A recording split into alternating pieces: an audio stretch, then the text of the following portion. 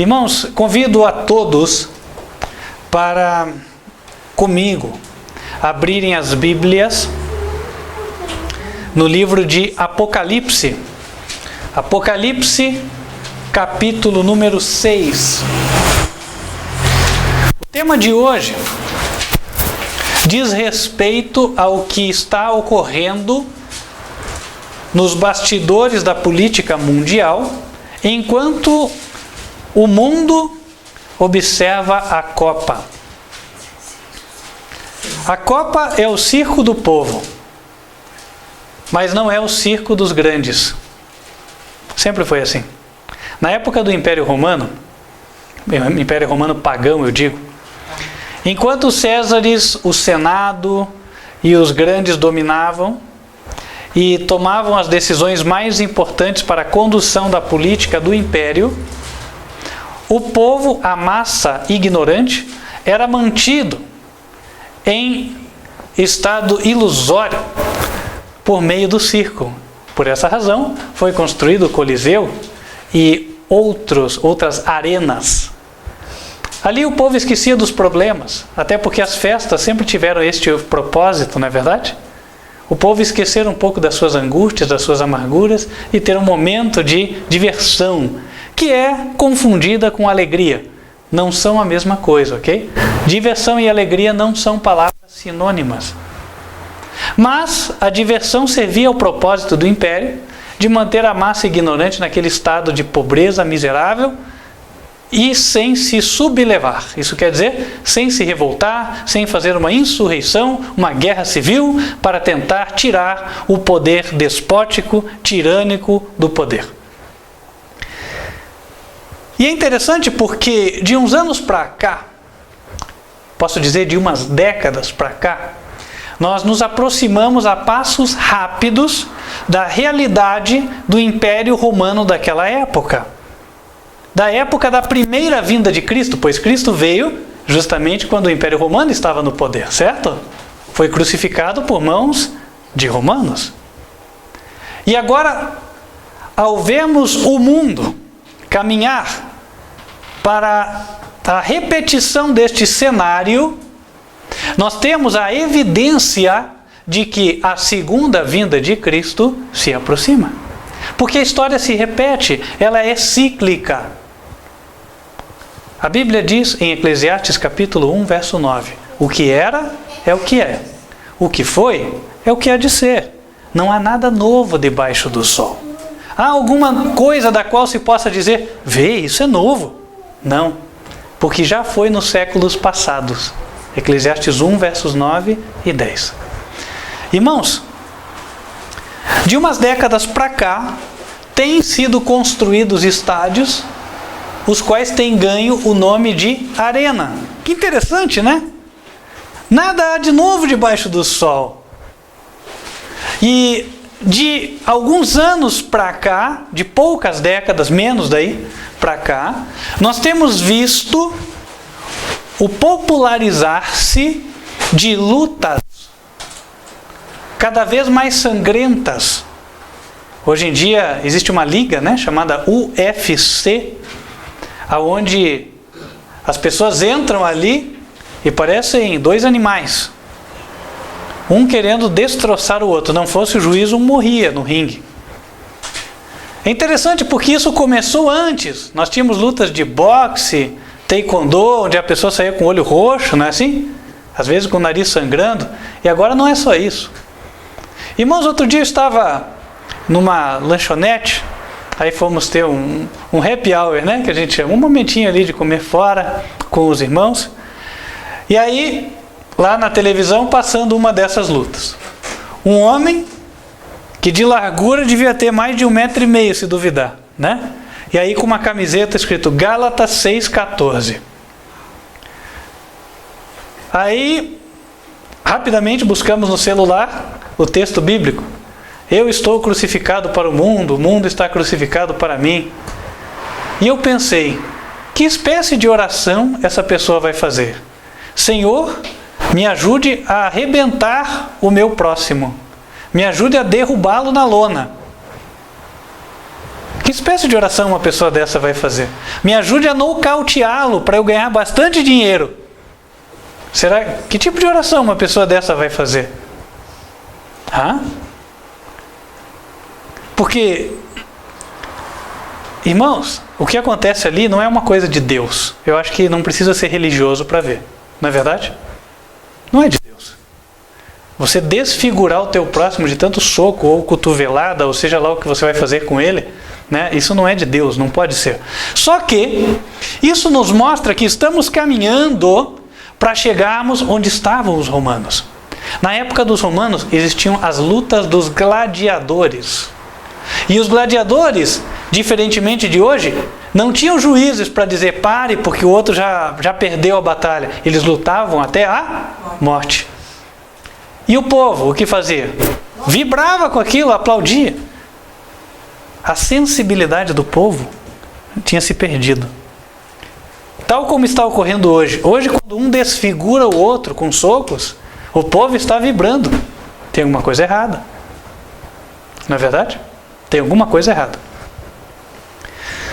A Bíblia diz que um dos sinais dos últimos dias seria o amor de muitos esfriaria. O amor de muitos esfriará por se multiplicar a iniquidade. E aí, irmãos, nós estamos chegando aonde queremos. Em meio a tudo isso, o Brasil vivenciou a Copa do Mundo. Não só o Brasil, o mundo. Porque este evento é transmitido para quase todos os países da Terra.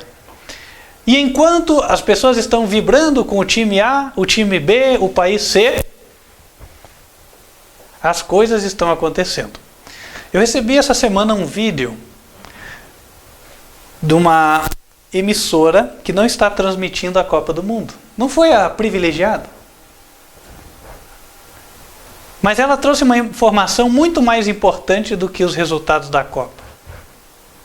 E a informação que ela trouxe foi o seguinte: em 3 ou 4 minutos, a TV educativa do Brasil, no seu noticiário, ela trouxe que estão ocorrendo hoje conflitos na Crimeia, certo? Os ucranianos versus os pró-russos, conflitos no Iraque, os rebeldes versus o governo, conflitos em Israel na faixa de Gaza, israelitas e palestinos, hoje chamam israelenses, né? E quando terminam, então, de colocar imagens sobre estes 3 conflitos, aí volta a câmera para a mesa. E ali estão os comentaristas. E um deles, pela primeira vez eu ouço falar numa televisão dizendo: olha, a Terceira Guerra Mundial, possivelmente quando acontecer, deve ser também por motivo religioso. Interessante, já se fala em Terceira Guerra Mundial. E aí, no mesmo contexto, apresentaram uma reportagem que mostra uma decisão tomada pelo Japão. Foi mudada, alterada a Constituição Pacifista do Japão. Agora foi dito que o Japão vai sim participar de conflitos internacionais com as suas forças armadas. Até o momento, quem fazia a defesa do Japão militarmente eram os Estados Unidos da América. E a reportagem diz que a decisão do Japão foi aplaudida pelos Estados Unidos. Sinal de que são aliados, certo? Ora, gente, cai de maduro. E aí, irmão, sabe quando eu olhei isso na reportagem, eu pensei e falei: puxa vida, eu já li alguma coisa sobre isso na história. E aí comecei a ligar com alguns fatos que estão ocorrendo, e o principal, com o que a Bíblia diz. Com o que a Bíblia diz. Eu estou falando sobre o que está escrito no 4º selo do Apocalipse. Em Apocalipse capítulo 6, no verso 8, ou 7 digo, a Bíblia diz: e havendo aberto o 4º selo, ouvi a voz do 4º animal que dizia: vem. E olhei, e eis um cavalo amarelo. E o que estava sentado sobre ele tinha por nome morte. E o inferno os seguia. E foi-lhes dado poder para matar a quarta parte da terra com espada, e com fome, e com peste, e com as feras da terra. A linguagem é eminentemente simbólica. Acredito que na primeira leitura é difícil entender tudo. Mas principalmente o que lemos ao final não é tão difícil assim. Porque é dito que foi dado poder para que na terra houvesse a espada. Espada na Bíblia é símbolo de guerra. Lembre-se que na época de João, a espada era o principal instrumento de guerra, certo? Os soldados puxavam a espada, outros eram lanceiros, tinham lanças e alguns com arco e flecha. Então, a espada representava a guerra. Fome. Fome é uma consequência natural da guerra, assim como também a peste, certo?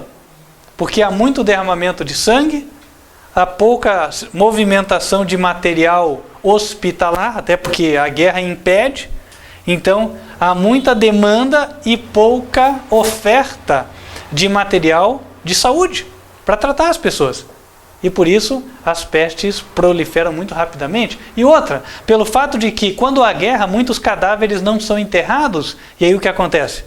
Eles vão apodrecendo no ar, e isso vai enchendo o ar de um miasma fatal. Isso quer dizer, vai enchendo o ar de bactérias, de vírus, de doenças, né? E essas doenças vão se transformando em pestes avassaladoras. E aqui diz também as feras da terra. Quem conhece o livro de Daniel sabe que as grandes nações guerreiras eram representadas por animais. Por exemplo, em Daniel, capítulo 7, a poderosa nação babilônica era representada por um leão. Depois, o Império Medo-Persa era representado por um urso, e assim por diante.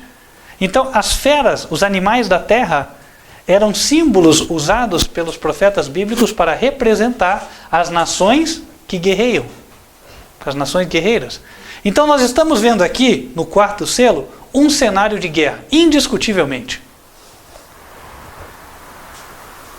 Talvez você fale, puxa, mas eu bem queria conhecer a sequência dos selos, porque parece que chegamos assim de paraquedas, né, no quarto selo.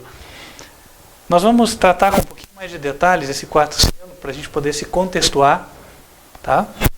Contextualizar, e digo que vai ser possível nós entendermos que não estamos meramente pegando a esmo uma parte da profecia para encaixar no que interessa.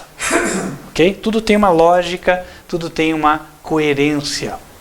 Agora, irmãos, sabe, eu avaliando o que está acontecendo nos jornais, eu somei com algumas notícias que já conhecia. Há alguns anos atrás, a Venezuela comprou 6 caças e provocou um desequilíbrio de forças militares na América do Sul. Isso na época de Hugo Chávez. Eu não sei quantos de vocês, na época, viram a reportagem. Ocorre que, mais recentemente, o Brasil, por contrapartida, investiu também e comprou caças suecos. Não foi assim? E agora o Brasil vai fazer frente, certo? Então, e esses caças vão chegar próximo de 2020 aqui. Eles começam a chegar, se não me engano, entre 2018 e 2019. Os países estão se armando. E isso me fez lembrar o cenário anterior à Primeira Guerra Mundial. Sabe que a história conta, eu estou aqui com um livro de história chamado História Universal. Ela conta que antes da Primeira Guerra Mundial houve um período chamado de paz armada. Não houve uma guerra de grandes proporções, contudo, as nações se armaram até os dentes. Ora, se armaram até os dentes para quê? Coisa lógica, né? Muito lógica. E aqui ele conta algumas coisas, claro que ele discorre todo o cenário em vários capítulos, e nós não temos tempo aqui para ler 40, 50 páginas, mas eu quero ler um pequeno detalhe, que eu acho que vai nos ajudar a compreender a situação na época e trazer para os nossos dias. Aqui fala de uma aliança entre a França e a Rússia. Diz assim: desde 1875, França e Rússia se haviam unido em uma estreita aliança militar contra qualquer ameaça alemã, aliança que foi reforçada em 1894 com caráter secreto, estabelecendo a obrigação de acudir em ajuda de qualquer uma delas que fosse atacada. Esta nova aliança pareceu que ia equilibrar o prato da balança da paz, mas as diferenças continuaram e o resultado foi militarizar a Europa e pôr em pé de guerra a todos os recursos e homens aptos para isso. A história da época existia um grande império russo, dos czares russos, que se estendia pelo continente, ele descia até os limites da China, passava ali por Mongólia. Existia o grande império da Grã-Bretanha, que era um império eminentemente marítimo, e lembre-se, a Inglaterra também dominava a Índia. E existia também outros impérios menores, por exemplo, o Império Austro-Húngaro, que na época era a Áustria unida com a Hungria, naquela região da Bulgária, e o Império Belga, que constituía-se na época da nação belga e o Congo belga, aqui na África. E haviam disputas territoriais, porque vários países queriam expandir-se. Entre eles também estava a França, que tomou parte da Indochina na Ásia, e a Alemanha, que na época veio até a África e colonizou o país que hoje é Namíbia, e no Oceano Índico colonizou o que é Tanzânia. E aí estava já o cenário, né? Disputas na Ásia e na África. E essas disputas eram por quê? Olha, irmãos, as coisas caem de maduro, né? Pense, aqueles países do velho mundo na Europa, eles tinham sugado quase tudo que eles podiam dentro do seu próprio território. E agora, para continuar mantendo o estilo de vida europeu, eles tinham que buscar recursos em outras partes do mundo, certo? O que fizeram no Brasil?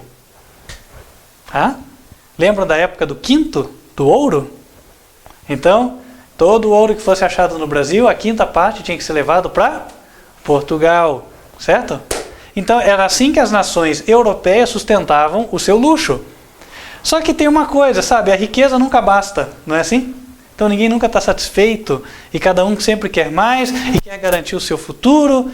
E para isso, como já não havia mais recursos suficientes no seu território, eles tinham que ampliar os seus territórios e os seus domínios sobre o mar e sobre terra.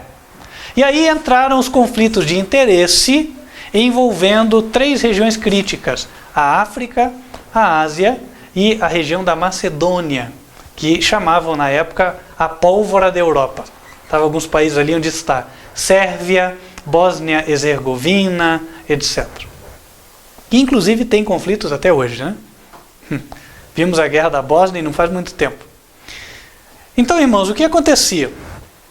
Obviamente, a África tinha ouro, né? Tinha outros minerais que interessavam, a Ásia também, a China também, e todos eles queriam explorar. E aí, estas alianças, das quais o livro fala, por exemplo, França e Rússia, elas tinham muito a ver com os interesses de ambos, né? Por quê? Eles estavam vendo que a Alemanha, como economia estava crescendo, ela estava querendo ampliar-se, né, e apoderar-se de recursos nesses continentes, e os países que chegaram primeiro se viram ameaçados. Então eles trataram de se unir para tentar impedir o avanço alemão. Isso foi que deu origem às uniões dos países que se consolidaram na Primeira Guerra Mundial. Então o que acontece? Na verdade, eles estavam ali esperando para cada um cuidar dos seus próprios interesses. Mas por que eles não se lançavam à guerra? Olha só que interessante, isso também é dito no livro. Porque a tecnologia estava rapidamente avançando, e com isso surgiram equipamentos de guerra muito potentes. Então eles verificaram que um cenário de guerra poderia rapidamente arruinar uma nação. Razão pela qual eles entenderam que era melhor tentar resolver os problemas pela diplomacia do que pela guerra. Vamos fazer um comparativo com agora. Irmãos, por que já não eclodiu uma terceira guerra mundial? Por medo, não é verdade? Todos sabem o que bombas atômicas podem fazer, não é verdade? E muitos países têm bombas atômicas, certo? E acredita-se que uma terceira guerra mundial, ela seria sim uma guerra nuclear. Então por isso, sabe, Deus tem pessoas que são iluminadas nas altas esferas, que elas preferem o caminho da diplomacia, justamente para evitar que ocorra, né, uma grande destruição no nosso planeta, que leve a resultados irreversíveis. E era exatamente semelhante a isso, eram os pensamentos daquela época. Só que chega um determinado momento em que o pequeno fio, né, que mantinha a paz, ele é rompido. E aí desencadeia-se. Bom, é claro que enquanto havia essa paz, as nações preocupadas com seus próprios interesses, elas trataram de se precaver. É tipo assim, eu não quero a guerra, mas eu também vou me prevenir, porque caso a guerra venha, eu não quero perder. E é por isso que eles começaram a se militarizar, quer dizer, comprar equipamento, comprar armas, etc, etc, etc. E é interessante, irmãos, porque esse cenário é muito semelhante ao que nós estamos vendo hoje. A luta hoje também é por recursos naturais. Vamos lá. Há 15 anos atrás, os Estados Unidos, 15 ou 25 já quase, né? Os Estados Unidos invadem pela primeira vez o Iraque. Com que razão eles foram invadir um país no meio do deserto? O que tem lá? Petróleo, certo? Agora, tem outros países que também se interessam pelo petróleo, não é verdade? Será que só os Estados Unidos se interessam por petróleo? Na Inglaterra, o preço do petróleo é um dos mais altos do mundo. Os táxis têm motor de 2 cilindros, que é para economizar bem. Para vocês verem a falta que há. Então, sabe, quando um país se apodera do petróleo, as outras potências ficam de olho e querendo também dizer, opa, dá meu espaço aí. Certo? E aí o que acontece? A Rússia tem o seu pezinho junto com o Irã. Por quê? Porque o Irã é um dos maiores produtores de petróleo do mundo. E assim vai. Outro dia invadiram a Líbia. O que a Líbia tem? Petróleo. Ah, deu um atentado na Nigéria agora durante a Copa. Esses atentados que surgem assim só para criar um motivo para entrar no país, né? O que a Nigéria tem? Petróleo. É um dos países mais ricos da África. Só perde para a África do Sul. Sabe? Então assim, a disputa pelos recursos naturais, ela continua entre as potências, só que de forma velada. Quem interviu na Líbia? França, certo? Por que não foi os Estados Unidos? Quem sabe por que a França entendeu que, opa, aqui é meu. Quem coloca a mão nesse pote sou eu. E as outras nações? Será que todos vão ficar assim? Chupando o dedo, né? Como a gente fala? Não, irmãos, cada um tem o seu interesse. E é justamente no conflito de interesses que a situação está se tornando cada vez mais perigosa. E todos estão se armando. Nós vemos o exemplo aqui da América do Sul. E eles estão se armando para quê? Para ficar com as armas ali paradinhas até vencer o período, né? Porque a arma tem período de validade, uma munição tem período. Então assim, se passou o período de validade, ela não presta para mais nada. Então vocês acham que todo mundo gastou dinheiro para não usar? Claro que não, né? Todos vão usar. E aí, irmãos, nós vamos ver deflagrado um conflito que está sendo seguro só pelas mãos de Deus faz tempo. Nós estamos nos aproximando da Terceira Guerra Mundial. E o 4º selo do Apocalipse nos fala justamente disso. Em outras ocasiões, aqui na igreja, nós já estivemos estudando sobre o 3º selo. Acredito eu que estamos hoje no período do 3º selo. E a razão para isso nós vamos encontrar lendo o 3º selo. Abram comigo em Apocalipse 6, verso 5. E havendo aberto o 3º selo, ouvi o 3º animal dizendo, vem e vê. E olhei, e eis um cavalo preto, e o que sobre ele estava assentado tinha uma balança na mão. E ouvi uma voz no meio dos 4 animais que dizia, 1 medida de trigo por 1 dinheiro, e 3 medidas de cevada por 1 dinheiro, e não danifiques o azeite e o vinho. Irmãos, vamos agora avaliar com mais profundidade a fim de nós entendermos bem esses textos aqui. Abre-se o terceiro selo, aí ele diz que o terceiro animal falou com ele. Que animal é esse?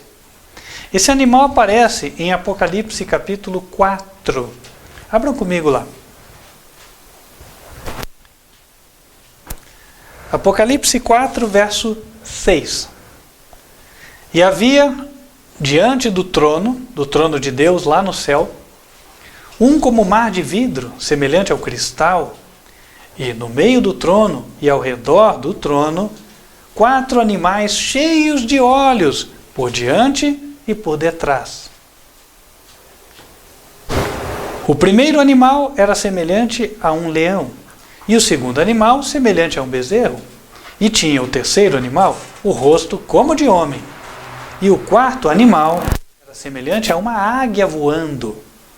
E os 4 animais tinham, cada um, respectivamente, 6 asas, ao redor e por dentro, e ao redor e por dentro estavam cheios de olhos, e não descansam nem de dia, nem de noite, dizendo: Santo, Santo, Santo é o Senhor Deus Todo-Poderoso. Irmãos, o que acontece? Animais que falam. Animal fala? Não. A revelação é simbólica, certo? Mas vamos lá, seres que falam, revelados pela Bíblia, só tem 2 classes de seres, homens e anjos, certo? Aqui, são homens ou são anjos? Bom, diz a Bíblia que eles têm 6 asas. Homem não tem asas, tem que ser anjos. Então são 4 anjos. É interessante porque a estrutura do livro do Apocalipse, ela é fundada na obra dada por Deus a 4 anjos. 3 anjos encontram-se em Apocalipse 14. Eles pregam a mensagem dos 3 anjos, o evangelho eterno, aquele que vai a toda nação, tribo, língua e povo. E o 4º anjo está em Apocalipse 18. É o último anjo. Ele traz a última advertência à terra. E aí, em outra visão, João vê o livro que conta as cenas finais da história do nosso planeta. Esse livro tem vários selinhos. Então, para poder ler o livro, você tem que tirar o selo. E na medida que o selo é tirado e abre-se o livro, um desses anjos fala: vem ver. Ora, irmãos, o que Deus está mostrando para nós? Ele está mostrando que cada selo revela o que acontece quando um desses anjos faz a sua missão, faz a sua obra. O primeiro selo é seguido do primeiro anjo do Apocalipse, que vai pregar, e o que o primeiro selo revela é o que acontece quando a mensagem do primeiro anjo do Apocalipse 14 é pregada. O segundo selo é o que acontece quando a mensagem do segundo anjo do Apocalipse é pregada. É por isso que o segundo anjo diz: vem e vê. É como se ele estivesse dizendo para João: vem ver o que vai acontecer agora. Eu vou falar lá na terra, você vai ver o que vai acontecer. Certo? Tem lógica, não é? Eu chego para uma pessoa, estou conversando com ela, e ela fala: não, agora eu tenho que trabalhar, vem aqui ver. Vem aqui ver o que eu vou fazer. Vem aqui ver o que vai acontecer. E aí o terceiro anjo, que é o nosso caso aqui, chegou a vez dele vir à terra, ele dar a sua mensagem, e então ele chama o profeta e chama a nós hoje dizendo: vem e vê. Vem ver o que vai acontecer quando a minha mensagem chegar.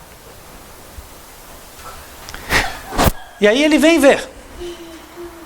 Quando o terceiro anjo chega, nós vemos um cavalo preto. Puxa, e o que eu estou vendo agora? Porque eu não estou entendendo. Ah, claro, a revelação é simbólica. O que o cavalo representa? A Bíblia vai explicar. Abramos a Bíblia em Isaías, livro de Isaías, capítulo 63. Isaías 63.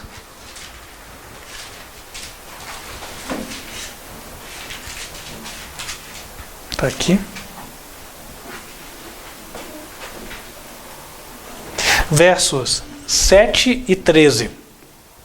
Primeiro, verso 7. As benignidades do Senhor mencionarei, e os muitos louvores do Senhor, consoante a tudo que o Senhor nos concedeu, e a grande bondade para com a casa de Israel, que usou com eles, segundo as suas misericórdias e segundo a multidão das suas benignidades. Aí no verso 13, ele fala o que Deus fez pelo povo. Aquele que os guiou pelos abismos, como o cavalo no deserto, de modo que nunca tropeçaram. Aqui o profeta se refere à peregrinação do povo de Israel no deserto. E fala que Deus os guiou por aquele deserto. E diz que Deus os guiou semelhante ao cavaleiro guia o cavalo.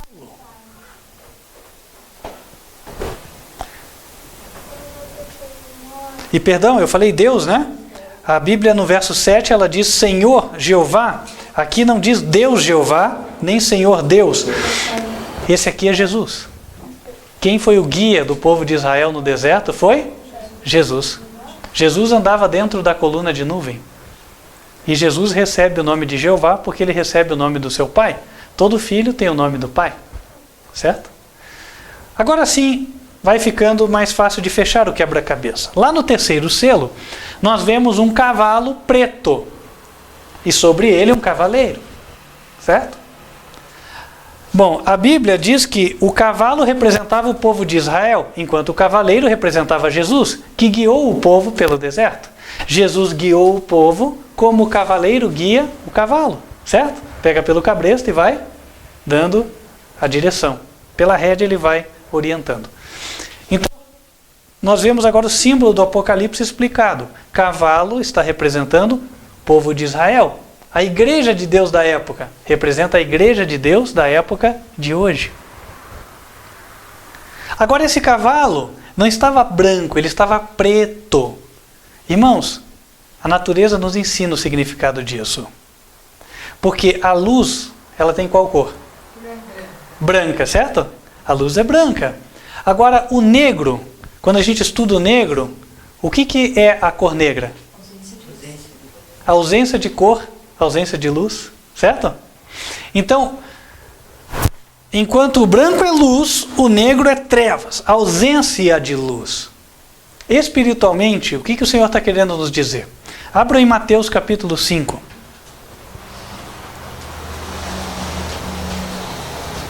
Mateus capítulo 5. Versos 14 a 16. Ele disse: Vós sois a luz do mundo. Não se pode esconder uma cidade edificada sobre um monte. Nem se acende a candeia e se coloca debaixo do alqueire, mas no velador, e dá luz a todos que estão na casa. Assim, resplandeça a vossa luz diante dos homens, para que vejam as vossas boas obras e glorifiquem o vosso Pai que está nos céus. Então, quando é que nós temos luz? Quando nós estamos demonstrando isso por boas obras. Então Jesus está em nós e as boas obras aparecem. Jesus é a luz. Isso significa que estar em trevas, estar negro, é quando nós estamos dando um mau testemunho. Quando as obras boas não aparecem na nossa vida. Quando Jesus não está nos nossos corações, certo? E o cavalo do terceiro selo, ele era preto. É diferente de estar vestido de preto. Alguém se veste de preto quando está de luto, certo? Mas o cavalo não estava vestido de preto, ele era preto. Isso quer dizer, ele não tinha luz. Está mostrando uma igreja que, embora ela diga, nós somos de Jesus, quem olha de fora e fala, de Jesus de que jeito? Parece mais do diabo. Com tudo o que faz. Irmãos, e não é o que dizem hoje dos cristãos? É ou não é? Vamos ser francos, irmãos. Vamos ser francos, honestos. Cansei de ver pessoas que falam, crente, racinha. Não fala assim? Racinha de gente, olha, racinha, viu? Vem com essa conversinha de Jesus aí. E na verdade o que eles fazem é absurdo. Pior do que os de fora, rapaz. Não é assim que eles falam? Agora sabe... Todas as igrejas estão nesta situação. Vamos ser francos e imparciais, tá? Aqui eu não estou falando para ofender ninguém, mas a verdade nua e crua tem que aparecer, certo? As igrejas evangélicas estão assim, estão. E a Igreja Católica também sempre esteve. Por quê? É um tal da pessoa que adultera, que rouba, que bebe. Aí ela vai para a igreja, na missa. Aí o padre quer construir a igreja, ele vai lá e monta um bingo, para todo mundo fazer festa. Aí eles vão comer churrasco, qualquer coisa que faça mal, se tiver que tomar cerveja, não é problema, certo? Se estiver intoxicando o povo, não tem problema, desde que construa a igreja, está tudo certo. Aí o católico vem falar que o pastor crente é ladrão, porque ele pede a casa do fiel. Só que eu fui lá em Milão ver a catedral do Duomo, tá certo? Você vai lá em Milão, e aí só eles montaram uma empresa para cuidar só de uma igreja, tá? E sabe quanto é que essa empresa precisa por ano só para cuidar dessa igreja? Mais de 500 milhões de euros. E aí, o Papa Bergoglio, Francisco, que se diz, eu vim de Francisco de Assis que gostava dos pobres, vem dizer que ama o pobre. Então venda a igreja. Vende a igreja e dá para os pobres. Foi o que Jesus falou para o jovem rico, não foi? Falou assim, olha, quer me seguir? Vende tudo que você tem e dá para os pobres. E você vai ter um tesouro nos céus. Depois vem e me segue. E aí, irmão, sabe que não bastava isso. Eu me lembro que entrei lá naquela catedral e eu comecei a tirar foto, porque o que sobra lá é ouro, prata, vitral bonito. As melhores obras artísticas estão lá. E para completar o cenário, você entra lá embaixo, ok? Num local onde eles dizem assim, aqui você tem que pagar 2 euros para entrar. E aí quando você entra lá, eles falam, você vai ver o tesouro da Catedral do Duomo de Milão. Aí você começa a ver cetro de ouro, prata e pedras preciosas. De ouro do século tal. Mas esse daqui, uma estola feita com ouro, trabalhada com fios assim, etc. Para que tanta riqueza parada? Ainda cobrando para a pessoa ir lá só para olhar. Onde é que tem religião nisso aí, meu querido? Então, sabe, antes de encher a boca para falar do crente, olha para a tua igreja. Tá? Olha para a tua igreja. É o seguinte, Deus, Ele não passa a mão na cabeça de ninguém, não. Ok? Pecado é pecado, meu amigo. Não importa se 68% da população concordam com você. Deus não concorda. E é suficiente, basta. Sabe? Quem continua nessa iniquidade não vai para o céu. Aí os outros vêm falar, não, eu não sou de nada disso, eu vou na doutrina. Você vai lá no espiritismo fazer trabalho para prejudicar os outros. É assim. Aí vai chamar o demônio tranca-rua, que é para prejudicar o cara, para você pegar o lugar dele na empresa. Isso aí é de Deus? Não é de Deus. E aí, sabe, por outras e por outras. Porque eu vou no Rosa Cruz. Vai fazer o que lá? Aquela religião egípcia, é? O que é que os egípcios faziam com os pobres? Será que eles ajudavam os pobres? Ou era a religião das castas, onde o faraó era considerado Deus, cheio de ouro, e o povo era miserável? Que nem acontece hoje, nas monarquias. Ou então, não, porque eu sou muçulmano, porque Maomé, que não sei o quê. Eu vou falar uma coisa, meu querido. Eu ouço essas histórias aí, porque falou contra o Maomé, foram matar e tal. Em nome de Jesus, ninguém vai me matar, não. Se Deus não quiser, tá? Agora, tem muito erro lá? Claro que tem. Essa loucura de querer matar quem não concorda com você, está hiper errado isso aí. Está errado. Está errado. Jesus pregou o quê? O amor ao próximo. E se Maomé foi uma pessoa boa, com certeza deve ter pregado a mesma coisa, amor ao próximo. Não pode pregar violência. Sabe, queridos? Então, assim, hoje, o mundo religioso, não importa em qual vertente, ele está que nem um cavalo preto. Tá ou não tá? Tá, meus queridos, tá sim. Sabe, e alguém tem que falar essa verdade. Ou vocês acham que tudo vai ficar escondido até o fim dos tempos? Não, está revelado que todos os pecados ocultos vão ser desmascarados. E não vão ser só pela minha voz, não. Muita gente vai falar. Muita gente vai falar, porque Deus vai dar autoridade. E vocês vão ver que tem alguém que rege a terra. E você que falar, por isso que eu não vou em nenhuma igreja. Você não vai em nenhuma igreja? Então para de ganhar suborno. Para de subornar para ganhar concorrência. Para de mentir, insinuar.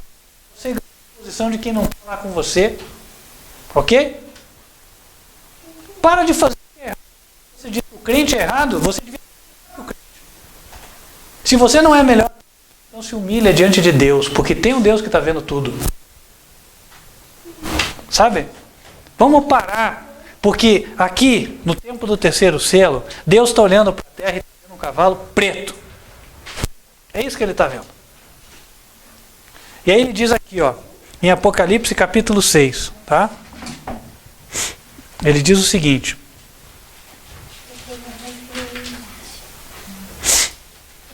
Terceiro selo. Está falando aqui. Uma medida de trigo por um dinheiro, verso 6. Para João isso era claro, porque João conhecia o valor da moeda da época, né? Então cada vez que a pessoa trabalhava, o salário de um dia era um denário. E a tradução mais correta para esta aqui, para esta expressão, não era dinheiro, era um denário. Então, o que está dizendo a Bíblia? Uma medida de trigo, que é o que você consegue comer em um dia, pelo trabalho do dia. Pessoas trabalhando só para comer. Ô queridos, e hoje está acontecendo o quê? Sabe, é revoltante ver o governo falando, estou dando Bolsa Família para 13 milhões de pessoas. Você, dirigente, sabe que isso é só instrumento de manipulação política. Eu sou apolítico, tá? Não defendo partido A, nem B, nem C. Não importa que partido estiver lá em cima. Bolsa Família é errado. O correto é dar emprego e pagar salário. Isso é correto.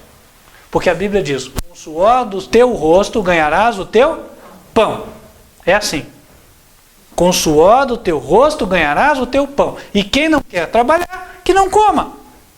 Então dizer, o pobre é coitado. O coitado é aquele que quer trabalhar e não consegue um emprego e está buscando todo dia. Agora, aquele que está lá numa favela, sentado e falando, não vem ajuda de ninguém, e está lá sentado esperando que venha o Bolsa Família no fim do mês, porque se não vier ele vai quebrar a agência do banco, esse aí, segundo a Bíblia, não deve comer. Esse aí tem que trabalhar. Tem que se despertar. Por quê? Deus não fez com que uns trabalhassem para sustentar vagabundo. Sabe? Deus fez com que as pessoas vivessem de forma digna, correta, justa. Mas aqui estava dizendo que chegaria um tempo, e se não é agora, vai ser qual tempo então? Em que muitas pessoas trabalham só para comer. Também diz aqui, 3 medidas de cevada por um dinheiro. Cevada era um grão mais barato que o trigo, só por isso que ela dava mais, né? Sabe, irmãos, salário quase de fome. Onde essa realidade existe? Existe no Brasil, existe no Nordeste, não é verdade? Nós estamos no Sul, o Sul é um pouquinho melhor, mas não está tão melhor assim não. Vai ali para Santa Catarina, no interior, e vai ver como é que o povo está vivendo. Hoje em dia os bancos lucram cada vez mais todo ano e diz que tem que cortar a despesa. Aí, né? As empresas estão assim, quer dizer, o banco cada vez lucra mais e o bancário cada vez recebe menos, certo? Então, sabe, irmãos? E você cada vez paga mais taxinha, porque para você receber tem que estar lá. Outro dia eu recebi uma correspondência, chega uma de sindicato por semana. Aí dizendo lá, agora obrigatório mais um desconto do empregado, de tanto. O empregado nem escolhe. Tem uma cúpula lá que está mandando o seguinte, desconta mais tanto na folha desse pessoal aí, né? Para a gente continuar fazendo greve. Ô irmãos, se não fosse Deus ter prometido que vai intervir na terra, nós não teríamos esperança. Graças a Deus, Deus falou que vai acabar com isso aí. Amém. Em nome de Jesus. Sabe? Deus está vendo tudo o que está acontecendo e não está nada satisfeito. Nem um pouco satisfeito. E não porque Deus se ire que nem o homem e não goste das coisas. É porque Deus não gosta de injustiça. Deus não gosta de ver o fraco sendo oprimido pelo forte. O pobre oprimido pelo rico. O inferior sendo oprimido pelo superior em casta. E aí tem pessoas que estão nessa situação aqui, tá? Em país cristão, em país pagão, em país ateu, em país de tudo que é religião. Então não adianta ninguém falar que está melhor que o outro. Está todo mundo assim. E aí, você vê lá, o chinês, a maioria de chineses, tudo camponeses, coitados. Trabalham para comer. A maioria dos russos vivem na miséria. A maioria dos africanos vivem na miséria. Tem miséria agora até nos Estados Unidos, tem miséria na França, cheio de mendigo lá. Sabe, irmãos? E eles ainda estão fazendo coisas para os países ricos acabarem com as suas classes médias, daí virar só um proletariado, semelhante àqueles camponeses da Idade Média. A classe média está para desaparecer. E a média alta também vai desaparecer. Escrevam o que eu estou dizendo. Só vão prosperar duas classes. A igreja oficial do governo, e vão prosperar os ricos que estiverem alinhados com o sistema. Só esses. Porque os outros vão ser vítimas de revoluções sociais, tipo Revolução Francesa em cada lugar. Então, irmãos, nós estamos chegando num tempo terrível. O terceiro selo anuncia. Há 2000 anos atrás, Deus falou que tudo isso ia acontecer. Sabe, porque para Deus, para resumir toda a situação do mundo, Ele precisa de uma, duas palavras. Porque a palavra de Deus é rica. A palavra de Deus, ela é profunda. E num símbolo, Ele abrange tudo isso. O cavalo está em que cor? Preto! Mas Ele diz uma coisa no verso 6, para a gente ver que tem esperança. Não danifiques o azeite e o vinho. Deus disse que não vai ser danificado o azeite e o vinho. E é por isso que eu tenho a coragem de estar falando aqui. Porque essa coragem não é minha. Quem fala as coisas é porque Deus dá coragem. É o seguinte. O azeite, João olhava para aquilo, ele era judeu. E ele sabia que o azeite era símbolo do Espírito Santo de Deus, que repousa sobre quem quer. Então, sabe, o Espírito Santo, Deus ia fazer com que ninguém tirasse o Espírito Santo de um fiel. Ninguém tirasse. E se o Espírito Santo mandar falar, ele vai falar e acabou. E não vai ser cadeia que vai tirar ninguém, né? E nem tortura que vai calar a boca de ninguém. E se matar, vai aparecer outro que vai falar. Que nem na idade escura. Deus nunca ficou sem boca na terra. Nunca ficou sem testemunho. E aí, sabe, ele diz para não danificar o vinho. O vinho era o símbolo do suco de uva. Na verdade, ele era o suco de uva, perdão. Era o símbolo do sangue de Cristo, a graça de Deus, a misericórdia de Deus. Isso nos dá dois sentidos. O primeiro sentido é que a mensagem de pregação do Evangelho, de pregação da graça e da misericórdia de Deus, ela não vai parar. Ela não vai ser impedida. Deus não vai deixar.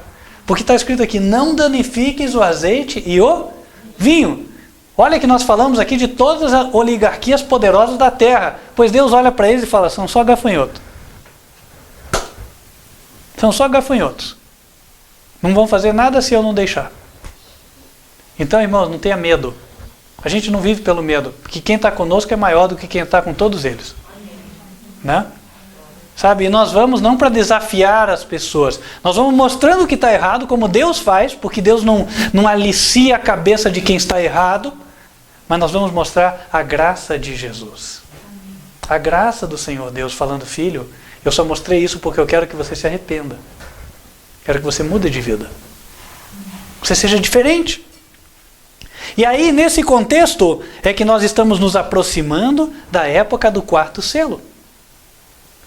O quarto selo que fala da guerra. O quarto selo mostra a igreja em outro estado. E mostra que chegou o tempo da advertência final ao mundo. Porque o quarto selo, quando ele é aberto, aparece o quarto anjo, quarto animal, verso 7. Ouvi a voz do quarto animal que dizia, vem e vê. E aí o profeta olha e ele vê a igreja, porque ele vê um cavalo. Mas agora ela está em qual cor? Olha lá, verso 8. Verso 8. Olhei e eis um cavalo amarelo. Algumas versões dizem esverdeado. Quer dizer cor de defunto. Cor de defunto. Morreu. E aí mudou aquele que está em cima da igreja. O cavaleiro. No terceiro selo, o cavaleiro era um que tinha uma balança na mão. Dá uma olhada no verso 5. Havendo aberto o terceiro selo, ouvi o terceiro animal dizendo: Vem, olhei, eis um cavalo preto. E o que estava sobre ele tinha uma balança na mão. Então, na época do terceiro selo, que é a nossa, a época que a igreja está preta, a situação religiosa está preta. Então, é a época em que quem ainda está supervisionando as coisas da igreja é alguém que tem a capacidade de julgar. Ele tem uma balança romana. A balança romana é símbolo do direito até hoje, não é verdade? Pergunto a vocês, quem é o verdadeiro juiz da terra? Abram em João capítulo 5. Nós temos que ver o cavaleiro do terceiro selo para ver o cavaleiro do quarto. João capítulo 5.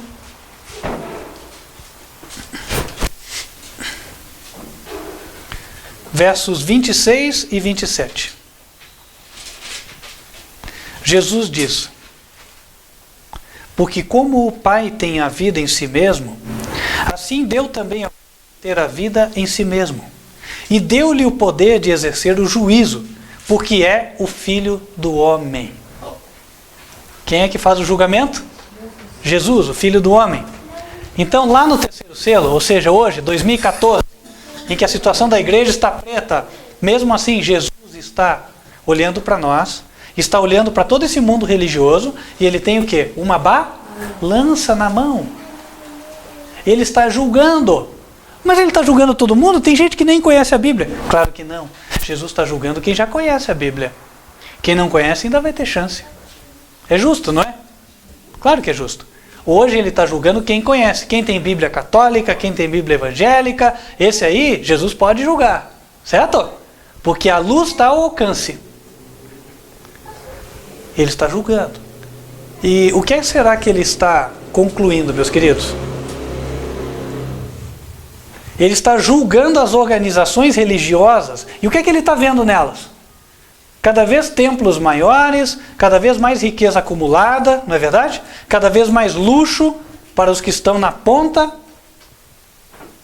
e cada vez menos pregação da verdadeira piedade. Cada vez vive-se menos o evangelho. Não estou falando do que você diz, não, tua doutrina, ó. Nem vou entrar nesse mérito. Mas eu vou dizer o seguinte, como se vive. E quando eu falo como se vive, não é dizer assim, não, olha, ele nem aceitou o carro presidencial que deram para ele andar. Não é esse tipo de coisa que Deus está falando. Ele está falando o seguinte, você já deu tudo teu, você pegou e fez uma reforma na tua organização, já que você é líder, cortou os luxos, cortou as regalias, tirou tudo, vendeu o ouro. E falou assim, ó, nós vamos viver agora. É assim. Agora, não vem com essa história de, estou fazendo uma reforma lá na Cúria. E aquela igreja que eu visitei lá em Milão, como é que fica? Vai vender? E a Catedral de São Pedro, como é que é? Vai fazer um leilão lá para levantar o dinheiro e ajudar?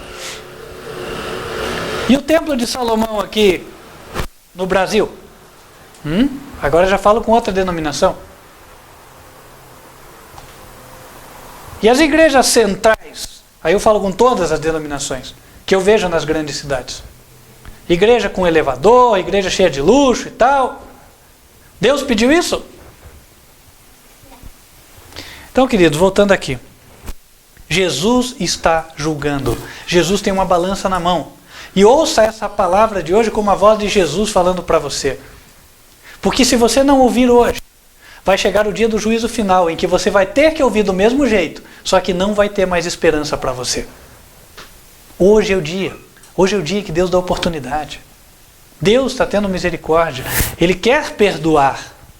Não interessa o quanto você foi. Sabe? Não interessa se você sabe que aqueles que são os teus associados vão te matar caso você retroceda. Retroceda.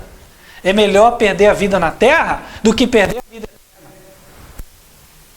Porque a Bíblia diz para a gente não temer aqueles que matam o corpo. Nós temos que ter medo de quem mata a alma. E aí nós passamos para o período do 4º selo. Olha, nós estamos no período do 3º. As igrejas estão pretas. Só que vai chegar o período do 4º, quando daí vai estourar a guerra mundial. E aí as igrejas não vão estar pretas, elas já vão estar com outro cavaleiro sobre elas, com outro líder. Trocou quem guia. O guia era Jesus, ele fazia o juízo. Mas então Jesus viu que a igreja estava entregue a seus próprios ídolos. E ele teve que deixar as igrejas. As igrejas não quiseram converter-se das suas trevas, do seu negror. Não quiseram deixar de ser pretas. Não quiseram deixar a borracha divina apagar o preto para ficarem brancas de novo.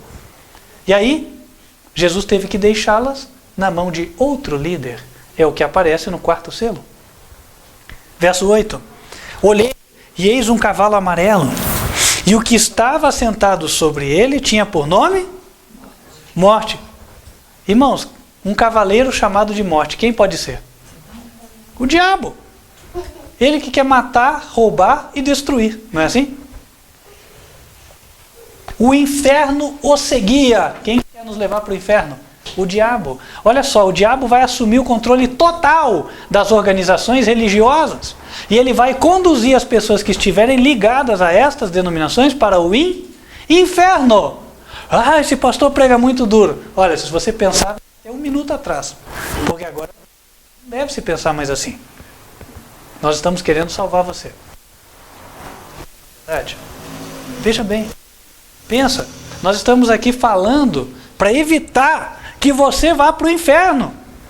Então esta é a mensagem verdadeira, certo? A falsa pode te levar para qualquer lugar, para o inferno. Ele é para te tirar de lá.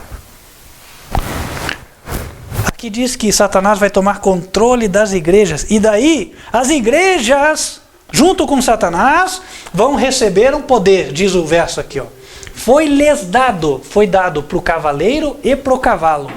Foi-lhes dado poder para matar a 4ª parte da terra com espada, com fome, com peste e com as feras da terra. Interessante, né, irmãos? As coisas estão acontecendo. Enquanto isso, o país estava lá gritando: "Ê, dale Brasil!" Graças a Deus que tomou de 7-1, certo? Eu não vi o jogo, mas por um lado, graças a Deus, pelo menos a gente tem chance de despertar. Ver que a vida não é festa. A vida não é isso aí. Irmãos, aqui no país chegou o cúmulo. Eu conversava com uma pessoa que o marido transporta batatas, né? Diz que o mercado de batatas parou. As batatas começaram a apodrecer porque não se comprava mais. Aí eu pensei, uai, claro, né? Não vai comprar batata, está comprando a carne para o churrasco, para ver o jogo, comprando a cerveja, não é assim? Aí a batata fica de lado e apodreceram. Batatas apodrecendo no caminhão, não é porque não deu super colheita de batata, não foi nada disso, porque o povo não comprou. Irmãos, os valores estão invertidos, tem alguma coisa errada. As coisas precisam mudar.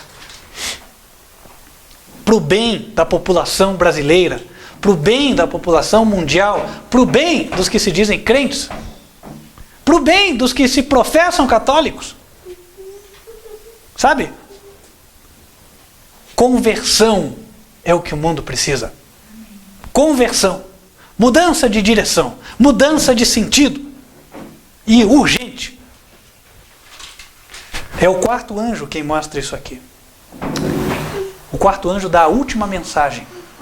A mensagem que o anjo dá está escrita em Apocalipse 18. Olha o que ele diz, meus queridos.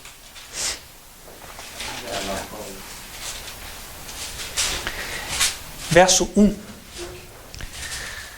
E depois dessas coisas, vi descer do céu outro anjo, que tinha grande poder, e a terra foi iluminada com a sua glória. E clamou fortemente, com grande voz, dizendo: Caiu a grande Babilônia, e se tornou morada de demônios, abrigo de todo espírito imundo, refúgio de toda ave imunda e aborrecível. Porque todas as nações beberam do vinho da ira da sua prostituição. Os reis da terra se prostituíram com ela. E os mercadores da terra se enriqueceram com a abundância de suas delícias. Igreja cheia de dinheiro e abrigo de demônio. Aí vem a ideia, mas estão expulsando o demônio. De que jeito, irmãos? Numa catedral que está lá só para o orgulho do homem. O orgulho do homem está lá em cima. Vai ter poder para expulsar demônio de que jeito? Aquilo é fake. Mas o demônio saiu mesmo. Claro, o demônio está rindo da tua cara. Desculpa falar assim. Mas está rindo de vocês. Sabe por quê? Porque eles falam, vamos fazer um joguinho ali, ó, porque daí eu vou manter todo aquele povo dentro da igreja. Vai lá, você entra nele, depois eu uso o outro aqui, e aí você sai. Irmãos, espera. Espera alguns anos. Espera nós chegamos no tempo da última pregação. Aí você vai ver o que é a possessão demoníaca e você vai ver se o demônio sai por conta de qualquer pastor que anda lá de terno Armani, abotoadura de ouro. Aí você vai ver o que é exorcismo de verdade. Tá? Porque hoje a gente ainda não conhece. Voltando aqui. Aí a voz, no verso 4. E eu ouvi outra voz do céu que dizia: sai dela, povo meu. Sai dessas igrejas, meu povo. Vou ser sincero, eu não estou falando para você que não acredita, não. Para você que acredita, sai dela, povo meu. Deus está falando com você, no teu coração. Sai dela, para que não seja participante dos seus pecados e para que não incorra nas suas pragas. As 7 pragas do Apocalipse vão cair por causa das igrejas. Verso 5. Porque já os seus pecados se acumularam até ao céu, e Deus se lembrou das iniquidades dela. Tornai-lhe a dar como ela vos tem dado. Retribuí-lhe em dobro, conforme as suas obras. No cálice em que vos deu de beber, dai-lhe a ela em dobro. Irmãos, não é à toa que esse ministério nasceu em 2012 com o nome Ministério Quarto Anjo, Advertência Final. Deus tem um propósito. Ele quer que nós levemos a verdade nua e crua, mas que salva. O quarto anjo não vem alisar a cabeça de ninguém. O quarto anjo vem contar a realidade tal como ela é. Ele vem falar para as pessoas o estado em que elas realmente estão. Sabe, ele não vem receber as pessoas com diplomacia, com hipocrisia. Outro dia me disseram, olha, vai ter uma reunião em tal lugar, não sei o quê. Eu falei, época de eleição, o político está querendo fazer amizade com o pastor. Estou fora. Aqui não. Nós não somos dessa terra. Nossa ligação está no céu. Se você quer ser salvo, com a nossa ajuda. Nós estamos aqui para te ajudar. Deus está nos dando força e poder para isso. É por isso que esse ministério tem crescido. No passo de Deus, naquilo que Ele quer, não é no que nós queremos, certo? Mas Deus tem feito ele avançar e levar a mensagem. Querido, Deus, um último convite para nós. Um texto que me toca muito. Texto de Isaías. Talvez você tenha escutado isso e tenha pensado, puxa, estou mal mesmo, né? E, sabe, o propósito de Deus, em primeiro lugar, é jogar a nossa glória no pó mesmo. Para a gente parar de dizer, não, eu estou bem, eu faço bem para as pessoas, não faço mal para ninguém, ajudo os pobres. Não está bem. Mas quando você reconhece que precisa de ajuda, a mão já está estendida. Deus está estendendo, por meio de Jesus, a mão até você, para que você possa se erguer. E ele diz em Isaías o seguinte, que se apodere da minha força e faça paz comigo. Você não está em paz com Deus? Alguma coisa na vida precisa ser acertada, pois que se apodere da força de Deus, que está sendo oferecida agora. Se apodere da força de Deus e faça paz com Ele. Deus está para te ajudar. Deus é o teu amigo. Deus é o amigo e companheiro de todas as horas. Mas principalmente daqueles que reconhecem a necessidade de ajuda.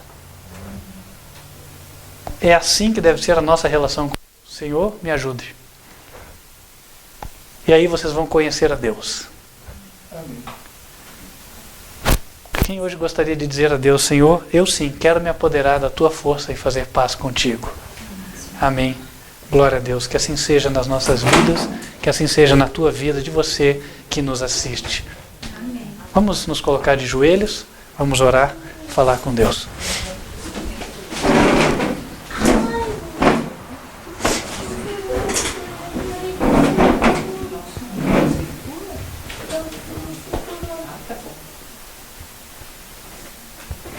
Senhor nosso Deus, reconhecendo a tua grandeza, a tua soberania, nós nos ajoelhamos diante de ti. Queremos pedir o perdão, Senhor, dos nossos pecados. É verdade que todos nós temos coisas a serem corrigidas nas nossas vidas, e é por essa razão, ó Deus, que queremos nos achegar a ti de forma humilde.